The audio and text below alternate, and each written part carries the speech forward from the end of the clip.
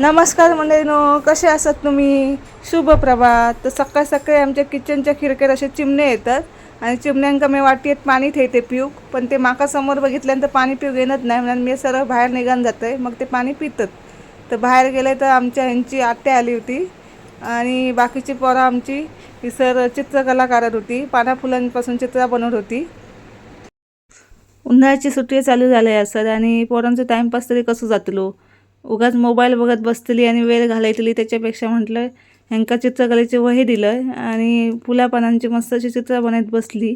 याक मोर बनायचा तर याक झाड बनवता आणि आजोबा त्यांचे आणि आत्या त्यांका बघू होते कशी चित्र बनवतात ती. एकदम मन लावून पोरा चित्र काढू होती. मस्त असं मोर बनवल्यान एकान आणि दुसऱ्यान पण मस्त असं झाड बनवल्यान.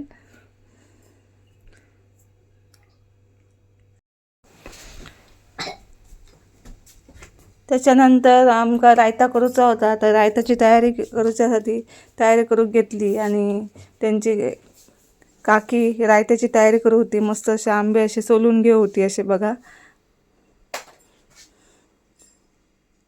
तर पाऊस एकदा सुरू झाला का चांगले आंबे मिळत नाही म्हणा, रायता बियता सगळं खाऊन घेतो.